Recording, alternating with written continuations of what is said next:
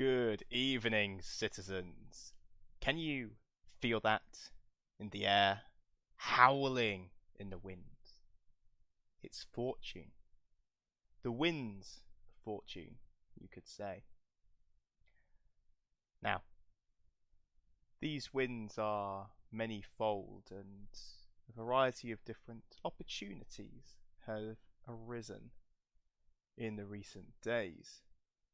And for quick-witted citizens such as yourself, those opportunities are there to be taken. But first, I'd like to touch upon something less awkward, of course, than briars growing flowers, but our own flowers, our children, you could say, suddenly growing. You might have noticed across the last few months that a lot of the small ones have become a sizably chunk larger. And we finally have a reason for that. So, basing this entirely on what I heard down at the pub, let's dive straight in. And first I'd like to start with a little story that I overheard this evening. Reet glanced sideways at his teacher as they marched through the mud. Walking was boring, he thought to himself. Calavesa was boring. Mile after mile of mindlessly meandering marsh. Ha! It was wet, it was cold, and it was boring. No. That didn't work. This was more fun when Cursor was talking. But not a loose line had left her lips since Lightfall. He wrinkled his nose. Lightfall? Night falls. Light doesn't really fall. How do you know? He said. Not his best question ever, but hopefully enough to get Cursor talking. How do I know what? Cursor responded, without so much as breaking her stride. How do you know now is the right moment? He expanded, casting a pointed glance at the great horn slung across Cursor's back. The Scop smiled at her young protege's question, but she only coughed meaningfully. Reet sighed heavily and screwed up his face in concentration, and tried again. 100 wild winters weathered. His voice haltering as he picked over each word before picking up speed. What Sparrow sighted now signals spring? He beamed up at Cursor. That was pretty good. The tall woman kept walking, but she grinned back at her apprentice in obvious approval. Still, she didn't respond. If anything, she increased her pace, and Reet had to scurry to keep up. Not fair, he protested. I did it so you have to answer. The older woman laughed, and then filled her lungs with air, allowing her voice to fill the glade as she recited the stanza. Wind's the horn, as winter comes, to summon summer's night. But hold your breath till battle breaks, for aid is loaned not lightly. That's not fair, Reet shouted and stamped his foot, causing a splash of muddy water to cover him and his teacher. I know that verse. I know the whole thing. You received the Horn of Hope from your master, and so on and so on. I know that bit. What I can't work out is how do you know, after all of these years, that this is the moment to use it? Cursor looked at her student with evident disapproval, but the look melted as he pleaded with her. Please, Cursor, just tell me. Cursor resumed walking, but she veered off the path towards a fallen tree.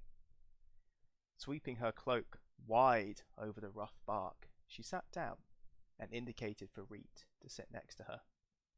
He hopped up onto the trunk, happy for a break from the walking, as much for his success in getting Cursor talking. Do you know what a hero is, Reet? She paused for a moment, to let the question sink in. A hero is someone who doesn't know. She stopped again, for a moment before continuing. There's no heroism in throwing away your life in a doomed charge, and there's nothing heroic about a triumph that could never have failed. She looked at her apprentice, but it was clear from the blank face staring back at her that more was needed. Doubt and fear come from the unknown. A hero is someone who doesn't know, but who chooses to act just the same. Reet stared at her, a look of horror on his face as he caught her drift. So, you don't know? He spoke slowly, struggling to take in the enormity of what Cursor was saying. We're walking all the way to Rundhal, the Horn of Hope. It's been kept safe for over a century.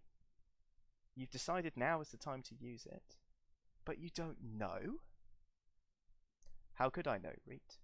She responded. Can I speak with the ancestors in the swamp?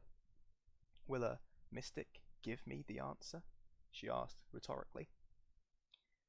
Were we told to keep it safe and only use it at the darkest hour?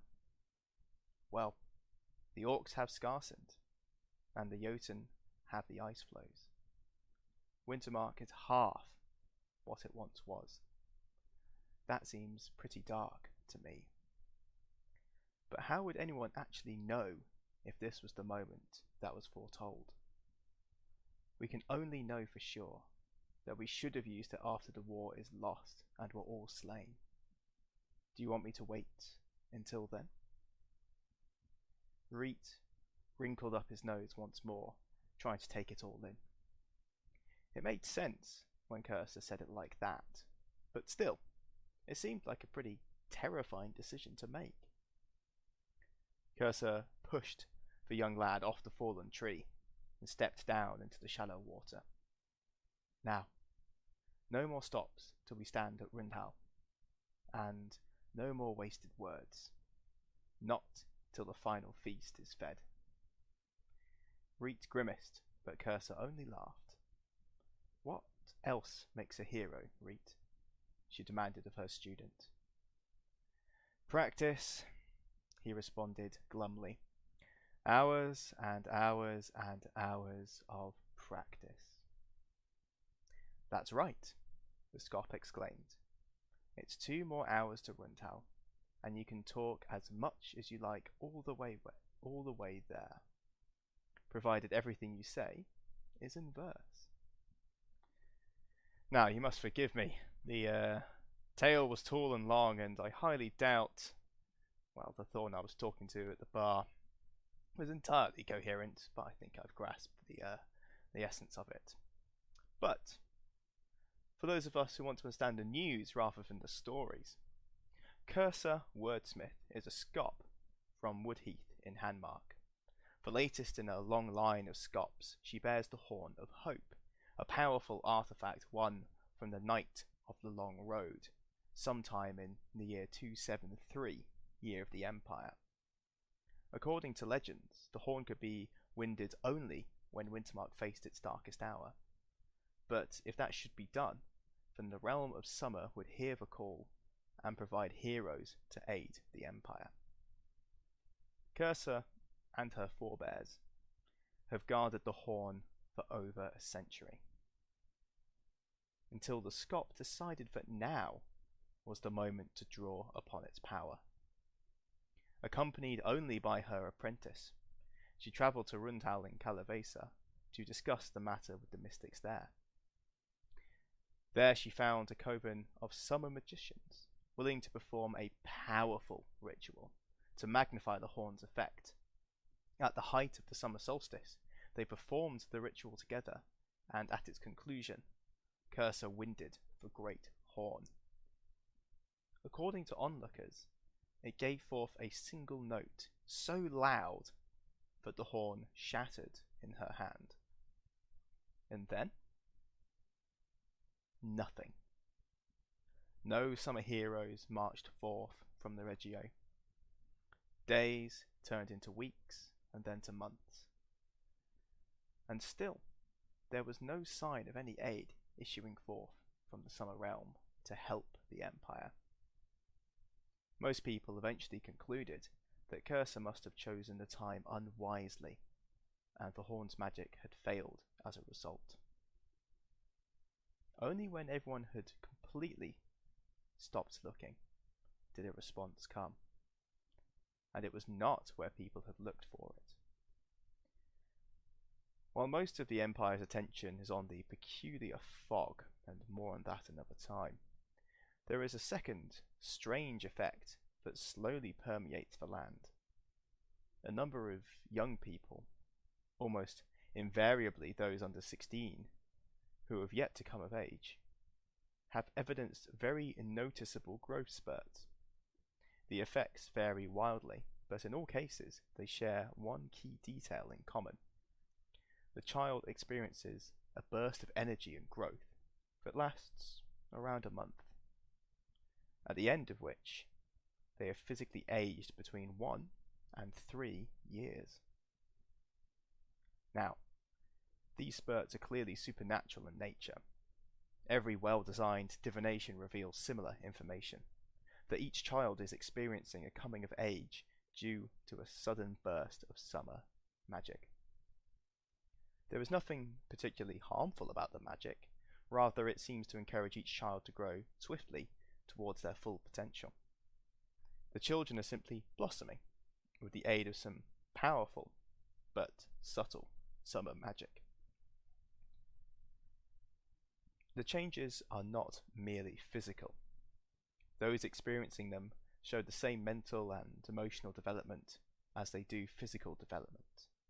As a result, after determining that the effects are permanent, the Academy has been working closely with the Imperial Civil Service to prepare emergency tests of citizenship for those whose physical and mental age now marks them as adults.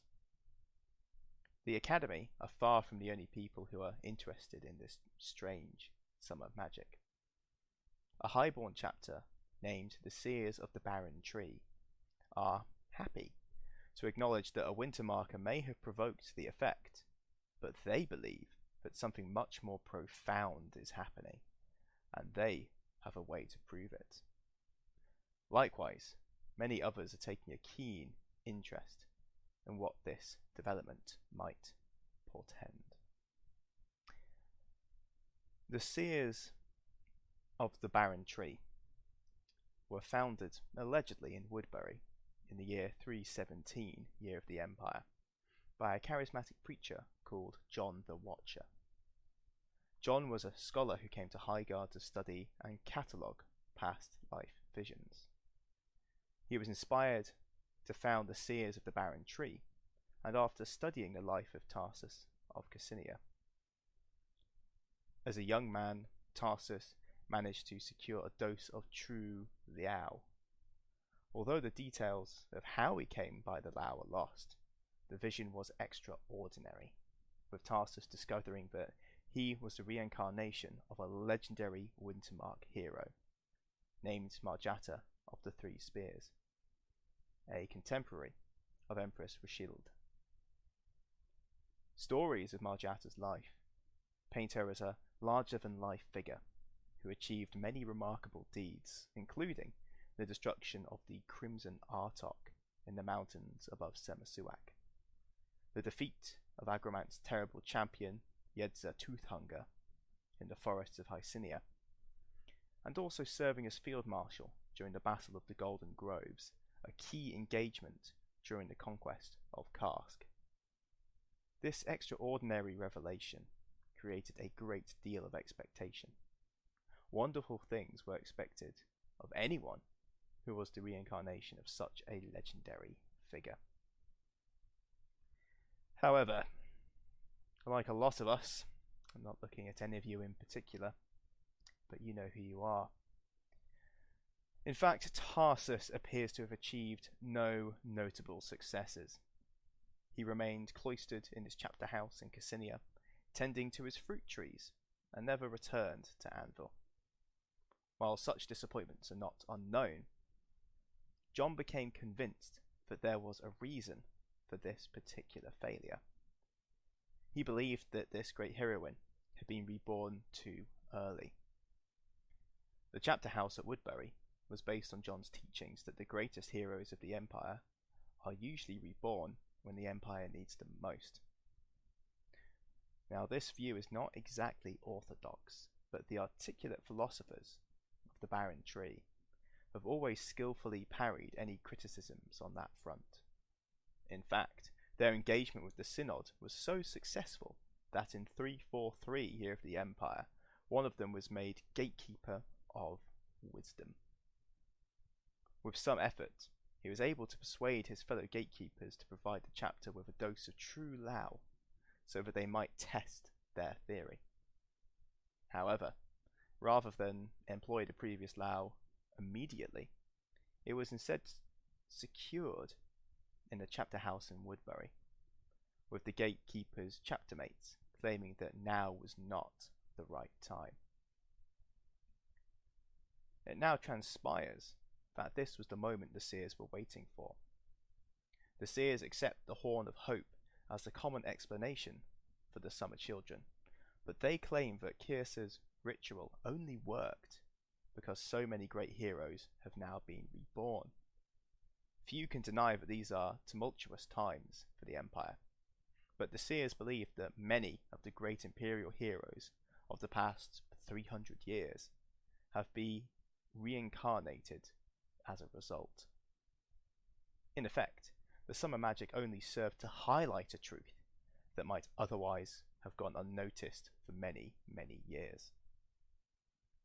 To test this theory, the group have arranged with the Tribune of the Synod to have them ask the Council of Gatekeepers to allocate one additional dose of true Lao. The only proviso being that it must go to a virtuous child, someone who is now a citizen, but who on paper, at least, is under 16 years of age, and who publicly says that they will use the Lao to obtain a vision.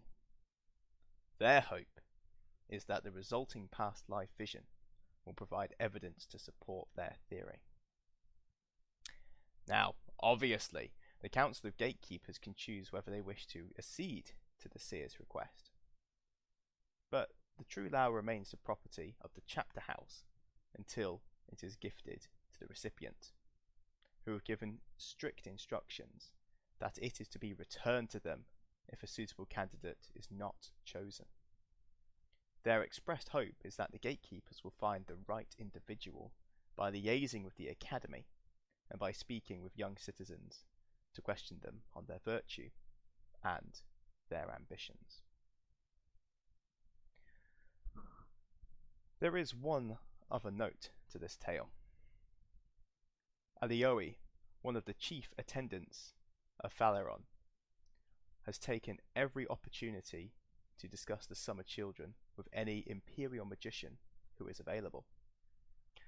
The herald is fascinated by the new development and keen to record key information about this moment in the Great Library.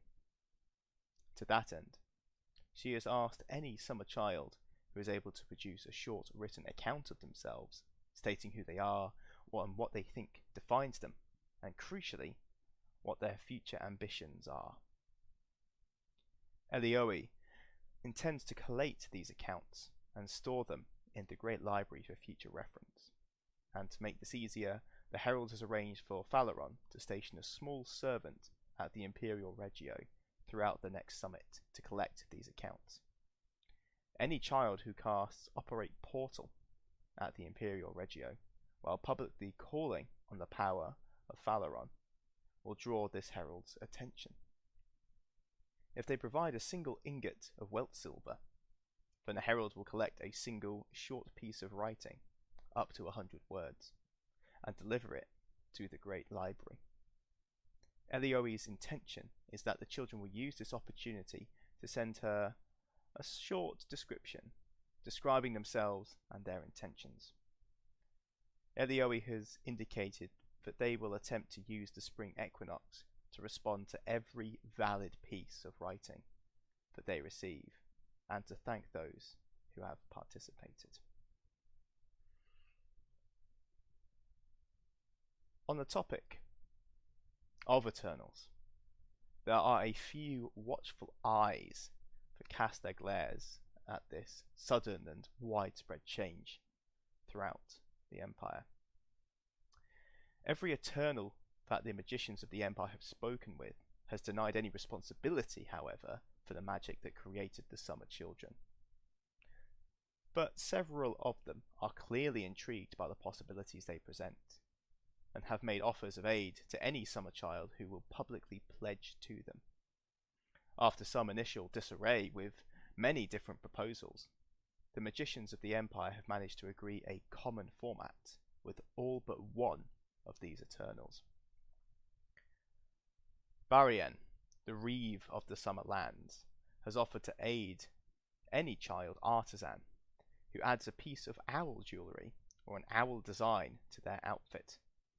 In return, he will grant the child a boon that allows them to perform the timeless hammer rhythm without cost on one night during that summit.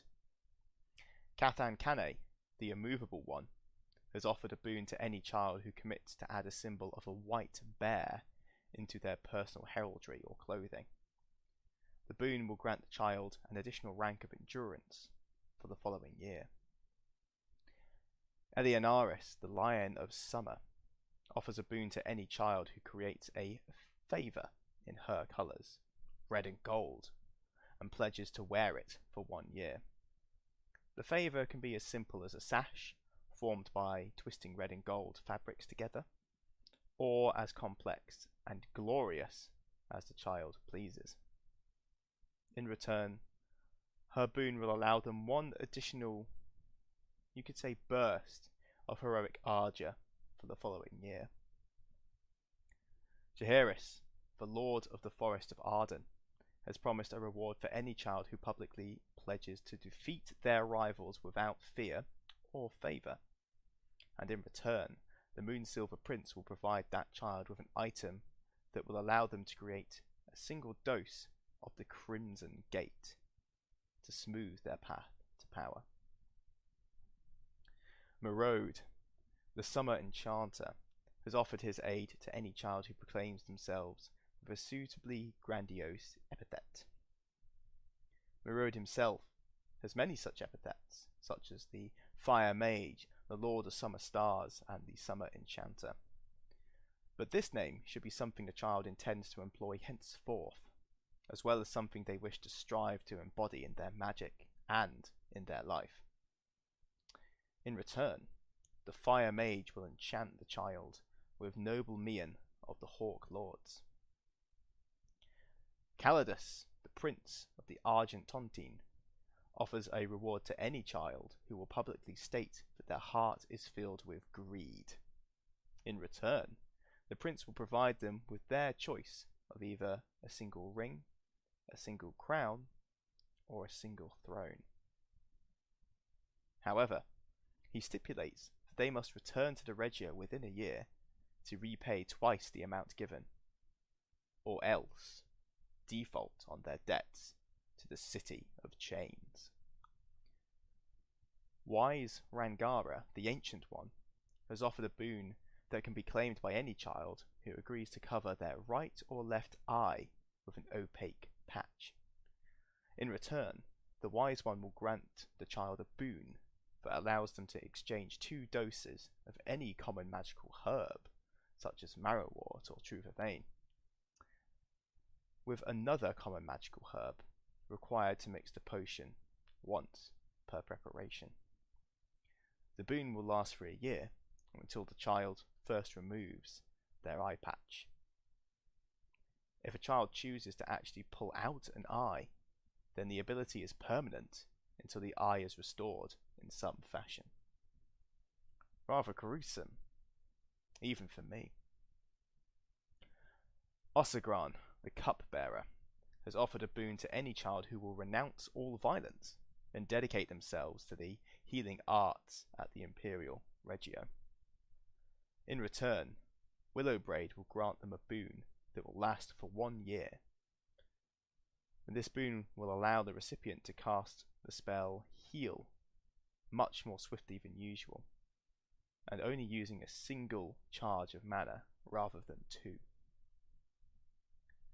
Finally, the Prince with 1,000 Foes, Irahara, urges the children of the Empire to avoid the schemes of all predatory Eternals. Now, if any child standing in the Imperial Regio asks Papa Otek for help, then he will grant them a small boon that will help them live free for the next year. The Eternals the Empire has negotiated with have made clear that they are interested in providing aid to the Summer Children. However, testing this already demonstrated that while they can tell the difference between an adult and a child, they can't tell the difference between a summer child and a child who has not experienced a magical coming of age this winter. They can, however, identify any child that has gained a benefit from another Eternal, so no child may receive a second boon from those mentioned above. And to finish off this evening's tale, one final offer has been made by an Eternal, and the civil service are not making it public knowledge, but news of it has proved difficult to suppress. Agromant, the hunter in the wastes, has let it be known that any child who commits a crime against Imperial law in the coming year will receive a boon from them when he learns what they have accomplished. As he is not omniscient, anyone who seeks his reward must write a short note detailing their crimes and mark it with a bloody thumbprint. Then bring it down to the Imperial Regio after dark. Speaking 3 of his names at the Regio will cause the message to be transferred to one of his watching servants. Agromant is under enmity, so any deal with him would be illegal and will be investigated as treason. So there we have it, citizens. Quite the options for those of you with younger children, or indeed any of you who have also experienced such a growth spurt in the last few months. Now, whilst I can't under any circumstance condone crime, I must fully admit that Agromant's boon seems to be quite tempting, and it's only a shame I'm not a good decade younger. However, citizens, there are still more winds of fortune to decipher and unravel. But, for now, keep your children close, or at least keep an eye on them. And if you see any odd red thumb stains upon letters in your house, well, I think it's time for a stern talking to.